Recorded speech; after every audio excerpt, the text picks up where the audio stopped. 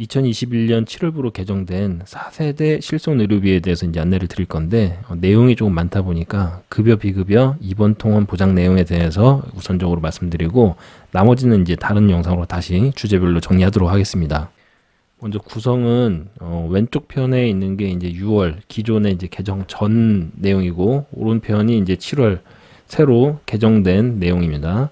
기존에는 이제 상해 질병 3대 비급여 이렇게 나누는데, 그 안에서 입원, 통원, 처방, 입원, 통원, 처방 이렇게 나눠져 있어요. 근데 이제 새로 개정된 거는 어떻게 되냐면, 입원, 통원 구분이 없어지고 상해 급여 의료비, 상해 비급여, 그리고 마찬가지로 질병급여, 질병비급여, 그 다음에 3대 비급여, 이렇게 이제 급여와 비급여 기준으로 먼저 나누고, 그 안에서 입원 통원으로 이제 보장을 해주고 있습니다. 이게 이제 특징적이고, 그 다음에 1년마다 갱신하는 거는 기존과 이제 동일한 내용이고, 그런데 이제 약관 변경 주기가 있었습니다. 그게 기존에는 이제 15년마다 약관 내용이 바뀔 수 있다라는 규정이었는데, 이거는 1년마다 갱신하는 거랑 별개죠. 15년 동안 내용이 유지가 됐었다 하더라도 갱신은 매년 하고 있었던 거죠. 근데 이제 이게 개정되면서 앞으로 5년마다 보장 내용이 바뀔 수 있다. 이렇게 바뀌었습니다. 주기가 좀 짧아진 거죠. 그 다음에 이제 보상 한도는 질병 상해 입원과 통원을 구분한 거에서 말씀드렸던 대로 급여와 비급여로 먼저 구분을 하고, 그 안에서 입원 통원으로 해드리고 있습니다. 그리고 처음으로 이제 자동차 보험처럼 개인별 할증 개념이 이제 적용이 됐죠. 보상 한도 변경된 거를 이제 표로 한번 알아보겠습니다. 먼저 입원에 대해서 개정 전에는 급여를 90%, 비급여를 80%를 해줬습니다. 10%와 20%는 내가 내는 돈이죠. 그리고 개정 후에는 10%씩 깎아서 급여에서 80%, 비급여에서 70%를 해줍니다. 그러니까는 10%씩 보장을 좀 덜 해주게 됐습니다. 그리고 3대 비급여는 70%를 항목별 규정에 따라서 해줬는데, 요거는 기존과 크게 달라진 건 없다. 그러니까 제일 큰 차이점은 이번 부분에서 10%씩 보장 한도를 깎아줬다. 그러니까 제일 큰 차이점은 급여와 비급여에서 보장 한도를 10%씩 깎는 바람에 보장을 좀 덜 받게 됐다. 이렇게 말씀드릴 수가 있고, 이제 외래, 통원을 말씀드리면은, 외래는 조금 복잡한데, 개정 전에는 급여와 비급여, 병원 규모별로 10,000원에서 20,000원 정도를 떼는 기준하고, 그 다음에 급여와 비급여로 나눠서 계산한 기준하고, 이 두 개를 비교를 해서 더 큰 거를 본인 부담금으로 삼아서 공제하고 나머지를 해주게 되어 있습니다. 그 나머지를 기존에는 250,000원까지, 처방 같은 거는 똑같이 8,000원과 그 다음에 급여 비급여로 계산한 거를 비교해서 더 큰 거를 이제 50,000원까지 보통은 그렇게 이제 계산을 해줬었죠. 그리고 이제 3대 비급여는 30,000원과 30% 중에서 큰 금액을 공제를 해줬습니다. 그러니까는 아무리 못해도 일반적인 외래 비용은 최소한 10,000원 이상이 나와야 청구를 할 수 있었고, 3대 비급여는 최소한 30,000원 이상 나와야 청구를 했었던 거고, 처방 주제는 8,000원 이상이 나와야 청구를 할 수 있었던 겁니다. 근데 개정 후에는 이게 어떻게 바뀌냐면, 먼저 이제 급여 부분에서 의원급 같은 경우는 10,000원과 20% 중 큰 금액, 종합병원과 상급종합병원에서는 20,000원과 20% 중 큰 금액을 공제를 하고, 그리고 비급여에도 또 따로 본인 부담금을 붙습니다. 30,000원과 30% 중 큰 금액을 떼서 나머지를 이제 보상을 해주는 걸로 되어 있고, 3대 비급여는 똑같이 이제 30,000원과 30% 중에서 큰 금액을 공제하는 걸로 되어 있는데, 처방 부분이 여기에서 없어진 게 제일 특징적이에요. 외래에서는. 그러면 처방은 어디로 가냐면, 이 처방 부분이 위로 가서 급여와 비급여로 나눠서 이 내용이 합쳐져서 같이 계산을 하게 됩니다. 자, 이거를 이제 약관에서 찾아보면 지금 급여 부분을 얘기를 합니다. 급여에서 2번 부분 먼저 얘기를 하면, 약관에서 뭐 블라블라 이렇게 설명은 어렵게 해놨는데, 결국에는 의료급여, 급여 부분을 얘기를 하는 거고, 급여는 80%를 해준다라는 거를 문장으로 이제 설명하고 있는 겁니다. 그리고 급여에서 통원 부분은 통원 1회당 외래 및 처방 조제, 여기서 약값 관련된 걸 합산해서 급여 부분에서는 통원별 공제 금액을 뺀 금액을 해준다. 자, 공제금액은 어떻게 계산하느냐?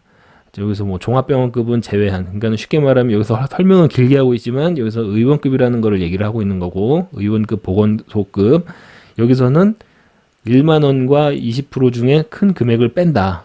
그러면은 5만 원 이하는 20%가 만 원이 안 되니까 그냥 5만 원 이하는 그냥 1만 원을 떼는 거고, 5만 원이 넘어가게 되면 20%로 계산해서, 그러면 1만 원보다 좀 넘어가니까 그때부터는 20%로 계산해서 공제를 한다는 얘기인 거죠. 그리고 이제 밑에는 종합병원 및 상급종합병원을 얘기를 하는 거고, 여기서는 2만 원과 20%좀 큰 금액. 그러니까는 10만 원까지는 그 이 밑에서는 그냥 2만 원을 다 일괄적으로 빼고, 10만 원이 넘어간 경우에는 20%로 계산해서 공제를 한다고 계산을 할 수 있겠습니다. 급여 부분 통원 얘기를 한 겁니다, 지금. 그럼 비급여 부분에서 비급여는 상해 비급여, 질병 비급여, 그리고 3대 비급여, 이렇게 세 가지로 크게 나누는데, 비급여 부분에서 질병상해 2번 같은 경우는 비급여 의료비에서 70%를 해주게 돼 있습니다. 비급여는 30%를 뗀다고 지금 말씀드리고 있습니다. 급여는 80%라고 그랬죠. 그런데 2번 같은 경우에서 비급여를 상당히 먹고 들어가는 항목 중에 상급병실료 차익이 있습니다. 요새는 이제 많이 급여화가 돼서 병실료도 급여로 많이 빠졌는데, 2인실 정도부터는 비급여 금액이 좀 꽤 들어가게 되죠. 그래서 비급여 2인실 쓰게 되면은 대략 한 20만 원에서 30만 원 사이를 이제 내게 되는 걸로 그렇게 알고 있습니다. 그래서 비급여 병실료 같은 경우는 위에 있는 같은 비급여지만 70%로 계산하는 게 아니라 하루 병실료의 50%를 해줍니다. 다만 이 하루의 절반 50%가 10만 원까지, 그러니까는 20만 원까지는 절반으로 계산해서 10만 원으로 해주는 거고, 병실료가 20만 원을 넘어가게 되면 그냥 절반 하더라도 그냥 10만 원까지만 해준다는 얘기인 거죠. 근데 다만 여기서는 이제 일일 평균 금액이라고 해놨기 때문에 이게 뭔 얘기냐면, 병실을 2인실만 쓰는 게 아니라 뭐 이렇게 다인실 쓰다가 급여로 들어가는 다인실 쓰다가 나중에 한 절반 정도는 2인실로 변경이 될 수도 있잖아요. 그런 경우에 실제 2인실 쓴 그 날짜만큼 나누는 게 아니라 전체 입원 일수로 나눈다는 얘기입니다. 예를 들면 10일 중에 5일만 2인실을 썼다. 그래도 그 5일치를 10일로 나눠서 요 계산식을 적용을 한다는 얘기입니다. 이렇게 하면은 조금은 유리해지는 부분도 있어요.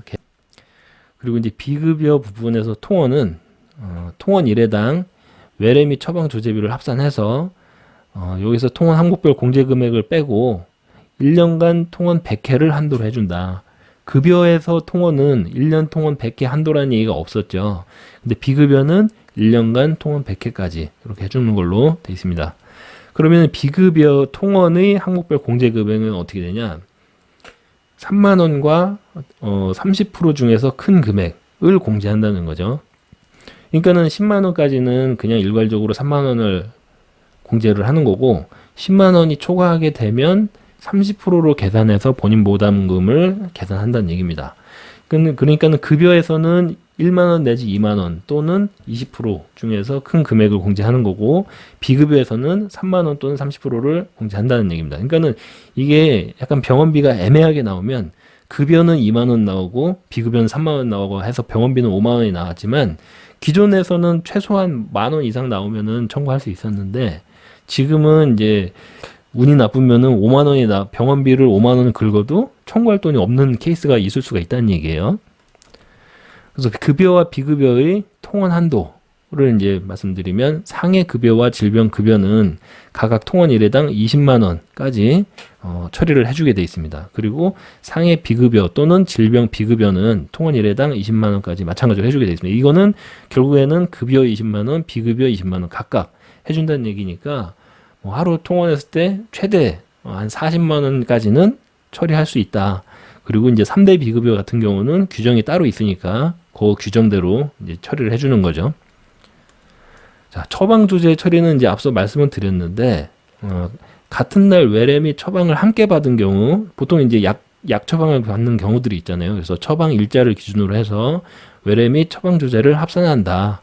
그러니까는 약값에 대한 그 별도 규정이 있었는데 과거에는, 근데 이제는 지금 외래에 이제 급여와 비급여에 녹여서 같이 계산을 한다 이 얘기입니다. 그리고 이제 보장이 크게 확대 축소된 내용을 좀 간단하게 그냥 표로만 언급하고, 요거는 이제 따로 영상을 준비를 할 건데, 일단 이제 맛만 보면 급여에서 보장이 확대된 부분이 있고 비급여에서 보장이 축소된 부분이 있습니다.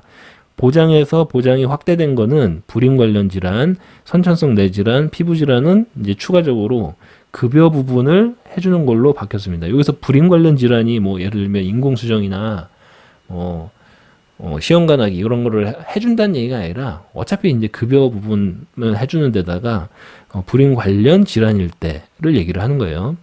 그리고 이제 비급여에서 도수치료와 영양제 및 비타민, 이게 늘 계속 몇 년 동안 얘기가 문제가 되어 왔던 부분인데, 기존에 이제 도수치료 같은 경우는 치료 목적으로 50회까지 해줬었지만 이제는 10회마다 지금 호전 여부를 확인해서 최대 50회까지 끊어서 보장을 해준다. 뭐 이렇게 바뀌는 거고, 그리고 주사제 같은 경우 영양제, 뭐 마늘 주사, 뭐 신데렐라 주사, 칵테일 주사 많이 있잖아요. 그 강남에 그 내과 같은데 점심시간에 가보면은 직장인들 많이 누워가지고 하면서 전날 이제 과로와 숙취를 해소하는 경우들 많이 있었는데, 기존에는 그 치료 목적이라는 의사 소견이 있으면 해줬었어요. 근데 작년 하반기 정도부터 해서는 약제별 허가사항, 그러니까 식약처에서 허가된 질병에 사용됐을 때만 보장을 해주는 걸로 바뀌었습니다.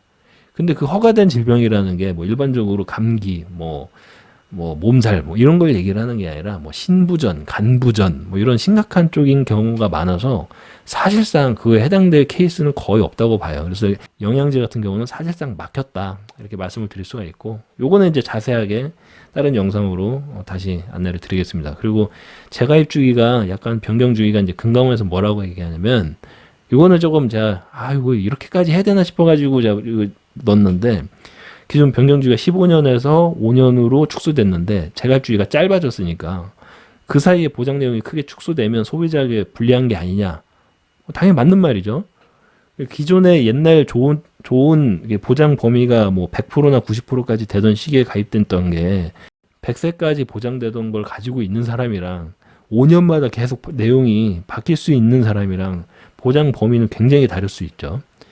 그런데 이제 금감원 보도자료에서 뭐라고 해놨냐면, 재가입 주기가 짧아짐으로 인해서 그 특정 질환을 신속하게 보장 대상에 포함할 수 있어서 기존 가입자도 혜택을 받을 수 있다. 근데 여기에 앞에서 얘기했던 뭐 선천성 뇌질환이라든지 뭐 불임 관련 질환이 몇 개 이렇게 좀 더 추가된 그런 거를 얘기를 하는 거예요. 그런 것들이 추가되면 다음번 그 내용 재가입할 때 그거 반영되지 않냐, 이런 얘기를 좀 구차해가지고 이런 거 해당해서 혜택 받을 수 있는 사람이 뭐 얼마나 되겠어요. 그래서 이런 거는 조금 제가 볼 때는 조금 부실한 답변인 것 같다. 변경 주기를 짧게 한 거는 소비자 좋으라고 한 건 아니잖아요, 사실.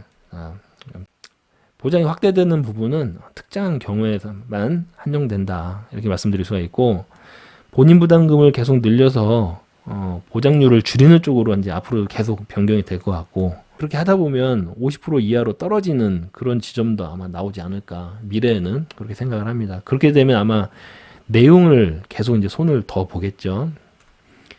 자, 그래서 새로운 4세대 의료실비는 갈아타야 되냐 말아야 되냐, 뭐 이런 걸 다루는 어떤 영상이나 뭐 기사 같은 걸 좀 봤는데, 제가 볼 때는 현실적으로는 지금 자신의 현재 보험료 수준하고 그 다음에 보험금 청구 성향에 따라서 다르다고 할 수 있습니다. 주로 이제 의료실비가 단독으로 빠지기 전에, 그러니까는 좀 몇 년 이상 된 의료실비를 가지고 계신 분들이 장기보험에 이제 특약 형태로, 담보 형태로 포함해서 가입한 경우가 많은데, 그래서 나는 의료실비라고 생각하지만 거기에 뭐 암도 들어있고 입원도 들어있고 수술도 들어있고 이러면 보험료 좀 많이 비싸죠. 또 거기에 또 갱신형도 추가로 껴있고 그러면 보험료 부담이 아마 지금 나이가 조금 먹을수록 많이 될 수 있습니다. 그래서 나이가 많을수록 보험료 증가폭이 또 큰 편이니까, 저희 어머니 같은 경우는 5만 원대 한 7년 정도 전에 5만 원대 가입했는데 의료실비가 작년에 15만 원까지 올라서 매년 뭐라고 하시니까 그냥 뭐 내용은 조금 줄어들지만 개정 전에 3세대 의료실비로 이제 착한 실비로 전환을 해드렸는데 보험료가 많이 떨어지더라고요. 예. 그래서 내는 보험료하고 받는 보험금 수준을, 내가 보험금을 계속 이제 청구를 해야 되는 상황이면 그런 현실성적인 부분을 감안해서 판단하는 게 좋을 것 같습니다.